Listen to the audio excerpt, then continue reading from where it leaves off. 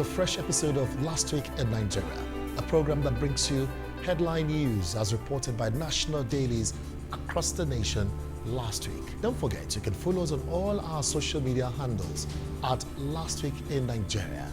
And like, comment, share, subscribe to our YouTube channel so that you can have episodes that will be released subsequently. And don't forget, to be going live soon, where you have the opportunity to interact with us live on the show with an in-house studio analyst who shall be looking at a review of what went down in the first quarter as we brought to you on the program at Last Week in Nigeria. Our website is also www.lastweekinnigeria.com.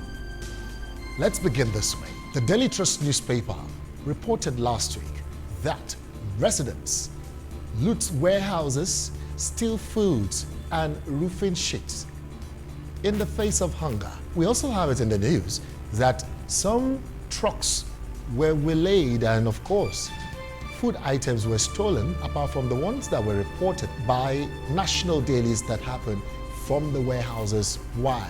Because of the present hunger situation in the land. We just hope we navigate this particular situation and get a better life to ourselves, for especially business manufacturers who might be going out of business very soon, because if their wares are being stolen, that means we are in for it.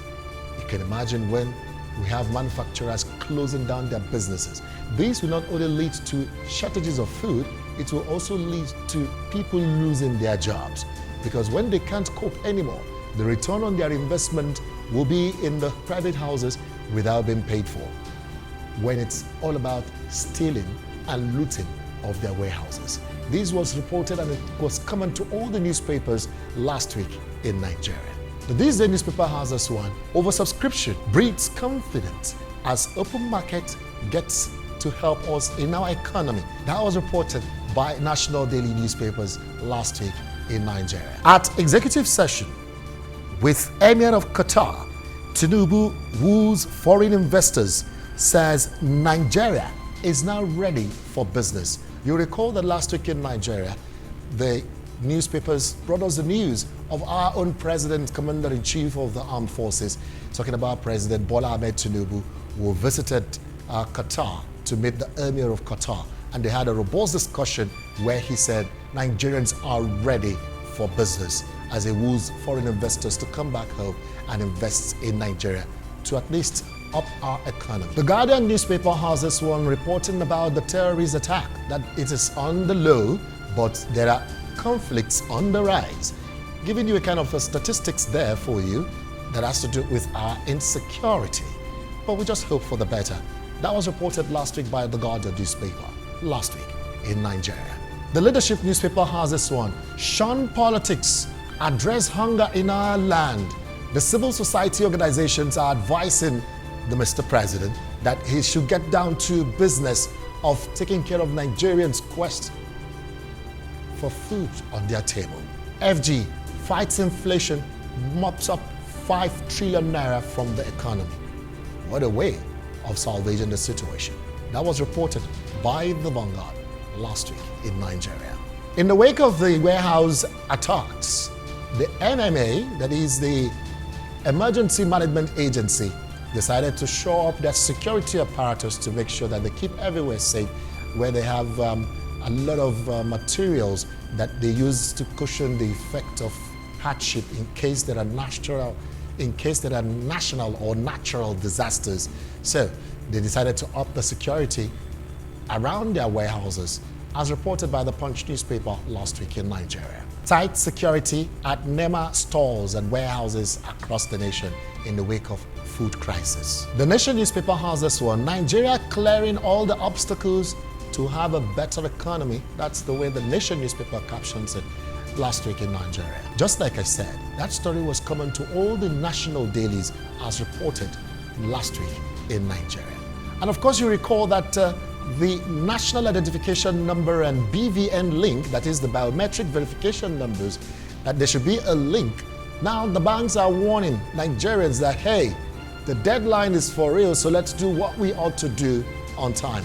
But imagine when Nigerians running into over 80 million Nigerians who are subscribers to these services we're talking about, who have refused to link their personal lines with their national identification number or their BVN. If that should happen now, if they get scrapped or they get disconnected, that will increase the hardship in the land. So we just want to implore that Nigerians, don't let us wait for the fire brigade approach.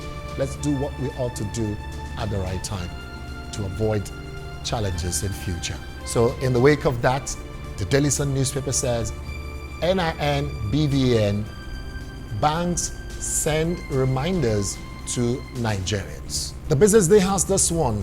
Lagos consumer manufacturer loses 988 billion naira in the wake of these our economic challenges. All of this are part of the issues that are raising concerns as reported by national dailies last week in Nigeria. The Daily Times newspaper is talking about the looting of food and warehouses as Atiku warns of imminent disaster. Obi slams FG over Ukraine donation of grains. That's the way the Daily Times puts it. It was reported last week in Nigeria. These are reactions coming from the former PDP presidential candidate and that of the Labour Party, Alhaji Atiku Abubakar and Peter Obi. Both of them appears to be in the news these days because, of course, maybe that's how the opposition will want to function, so that at least it's going to put the government on their toes to know how to go about governance and doing the needful. The Guardian newspaper has this one. Over 1,998 cases are keeping a lot of people waiting trial in our prisons. And this is alarming because of what the government will be spending on these people while they're on the inside. That's the way the Guardian newspaper captions it. Over 198,000 people are still waiting trial because of their cases are pending in courts. Daily Sun newspaper brings this one. It's like a reminder. The clock is ticking. As IGP days are numbered in office, the NIA DGs are also going through the same because they will be going home soon. That's the way the Daily Sun puts it, that the top officers of our security architecture in the land are coasting home in terms of the services they rendered to serve our nation after these meritorious years. Like for instance, the IG will be leaving service this year. So many of them like that, managing our security architecture, will soon be going home after serving our nation. That's the way the Daily Sun captions it on the front page. The Nation newspaper has this one.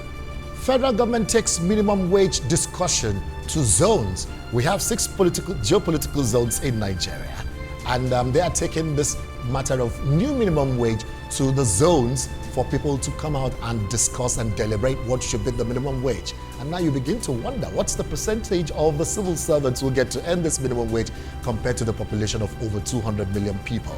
Even if they arrive at a living wage for them, what about the economy?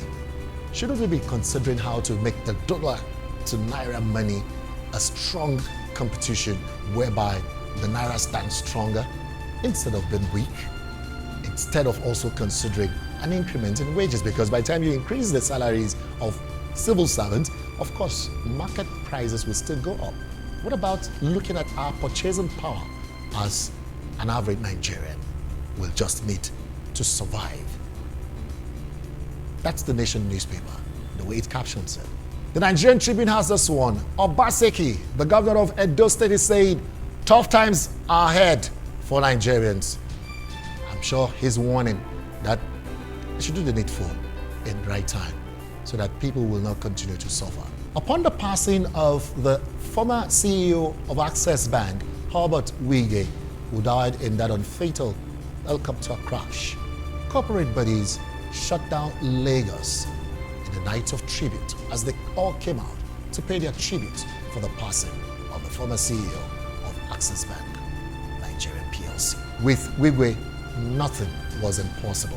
That's the way, precisely, the News Direct captions it on the front page last week in Nigeria. The African Development Bank scribe, talking about our former Minister of Agriculture, Adesina, he's saying why Africa is poor despite over 90 billion US dollars natural wealth.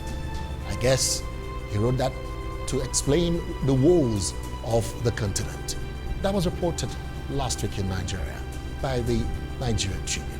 The Matrix newspaper has this one: FG in war of wars over donation of grains to Ukraine amidst food scarcity in Nigeria. That's the way the Matrix newspaper captions it boldly on the front page. And for some sporting gist here, we have this one: the star boy OSIMHEN, a whopping £110,000 is what Manchester United is planning to splash on our star OSIMHEN. NWANBILI is the man in demand, as a lot of people are asking for him, and is in high demand as many clubs are reaching out to NWANBILI to come to their side. So it's a good time for him after his wonderful performance at the just concluded AFCON that was held in Côte d'Ivoire. So that's the man in demand, our Super Eagles goalkeeper. He's the one in demand, as clubs, including Saudi Arabia, they're asking for him. Come over, we're going to pay you big time. You don't need to go back to South Africa. That's what it means for him if at the end of the day he decides on what to do next. So that's about the size of it today, the much we can take on this episode. My name is Emmanuel Oyowo. On behalf of the production team here, we say a big thank you. Do join us again next week for a fresh episode of the program. But don't forget, you can follow us on all our social media handles at Last Week in Nigeria on TikTok, X, formerly Twitter, Instagram, Facebook, and of course YouTube. Get to subscribe to our channel, like, share, comment, and let's do this again next week. And you know, the live session will be coming where you have the opportunity to interact with us live. We'll be having an analyst in the studios who will be talking to you, and from both sides we'll get to narrate and review what we saw in the first quarter of the year. As reported by national daily newspapers, Last Week in Nigeria is a show. Until next week, enjoy the rest of your day. Bye for now.